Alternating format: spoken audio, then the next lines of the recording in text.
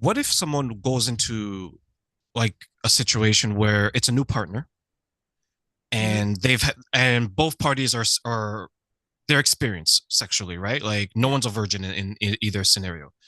And they enter the situation. Now they have these expectations of what is to happen in the bedroom. What do you think the impact would be to that new couple now when they're both coming with expectations that may not align? And when they actually get to the deed, they're like, oh, Right. I'm like, oh no. It's okay. The good thing is it's not in stone. Does that make sense? Like it's not like ruh like you're incompatible, done. Like it's not a sentence by any means. I think honestly it's an exploration. And there's so many beautiful bodies of work. There's a woman named Jaya that again, there's thousands of different resources, but there's a woman named Jaya that does erotic blueprints. And it's almost like the love languages, like the love language test, like, oh, I'm words of affirmation, blah, blah, blah. What she does is, and again, other amazing teachers as well, but they have blueprints for what is your blueprint, right? So you may be a very sensual person and be partnered with sexual and you're like, oh God, like they're just like, hello, hi, we're getting to business. And you're like, that is so horrendous. Like, for someone that might feel honestly violating. Like, whoa, like, whoa, whoa, whoa, whoa, whoa. Like, I'm very dependent on like the lights and the this and the that. And so the beauty of being a mismatch is there's actually conversations and exploration to be had. I know it's annoying because it's like, wouldn't it be great if like we just went right into it? But there is so much beauty there because you get to explore what else is possible and you get to explore where you guys want to meet each other. So again, I know at first it's like, is this like, are we, uh-oh, like, do we leave? Like, is this done? But for me, I think there can often be room for exploration. and I will share that as part of that exploration, you need a conversation, right? Right. Right? Exactly. Because consent is so important. And I think sometimes if I look at it from a male perspective, like I know a lot of men, especially coming out of, let's say, the Me Too movement, Mhm. we're kind of hesitant to say, okay, what if I suggest this? I don't want it to come across as Of maybe course. triggering or Totally. abusive in some way. So, in your experience, how important is not only the exploration, but the conversation leading up to that exploration? Oh, that's so beautiful. To equal. You know what I mean? Like equal. And for me, I am actually going to go a step further and add a third step, which is aftercare. My teacher, again, actually, I believe my good friend also, Sarah Jane, she's the owner of Caress, and she teaches this. I believe she got this again from Mama Gina. But she would always say, and again, butchering, but in how we do, you plan an erotic experience, you have the erotic experience, and you digest the erotic experience. And what that means, what that translates here is you plan the erotic experience. Hey, that could be with yourself too, right? Like or planning also means conversation, means setting the boundaries, set it like, hey, like having that conversation. Also, that could be hot.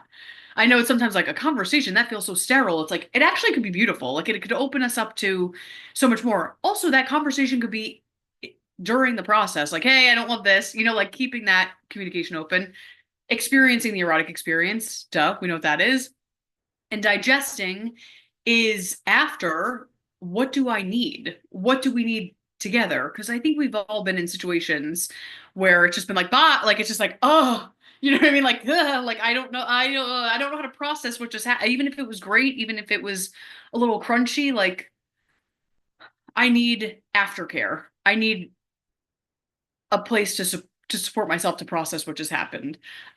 So Cliff Notes is the conversation piece is so crucial, so crucial, and I also think that gives talking about what you just mentioned, like with Me Too and feeling, I don't want to make people feel uncomfortable. This is a space where you can have those consensual conversations and also say, hey, like if we go somewhere, please, and you feel unsafe, let's.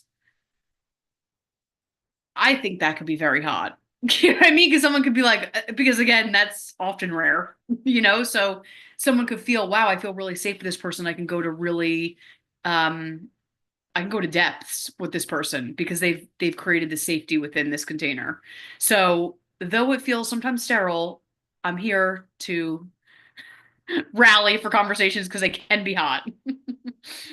Yeah, it's not like there was I'll share because you mentioned aftercare or one of my friends. She had like a casual relationship with someone and it ended because she felt kind of used towards Totally. the end of it. And Yeah. what she would say is that like there wasn't any aftercare. Like the guy was, when she made the joke, he's like starting his car as he's putting on his pants, right? And she's like, right, It's like, and then she's like, hello. "Hello," right? And then she made the joke. She's like, "You might as well leave $100 on the night table for me," like, Right. Right. No, right? totally. Yes. And it's like that, if there's no aftercare, and for some people want like an in-depth fit. I mean, I'm dramatic, as you can probably tell. So like, yeah, I'm like, give me the after, like, give me a whole thing. But some people might just need like a quick 30-second that, just to process, to wrap up the experience. But to not have that, it can kill the whole vibe before. You know what I mean? Like it's like, oh, that was so hot, that was so great. But having lack of closure or having lack of like completing the cycle, like it could be like that actually ruined the experience. And again, people, there's many reasons why we tap out of aftercare. Avoidance. Uh-oh, is this too vulnerable? Like there's some stuff that we all have to work on in regards to why do we want to bounce during aftercare. But that, just like the pre-care, it could be just as hot, just as beautiful. It's needed. Like your friend, she was like, I'm sure after, she's like, did I even like that? I hated how that ended. That felt like gross. Well, yeah. Well, she was gross enough to tell me about it, and I hate having those conversations with my friends. I'll have it with strangers all day, every day, right? But my friends, I was like, no, because I know what they look like. So Right. now you know what I mean? Like now you're like, Totally. okay, was she laying like this? Like, You're like, I love you. Why did you go there? Like, why did why you did you go tell? there, right? Yeah, I Next time love you're you, but next time you're in their house, you're like, where was it? exactly.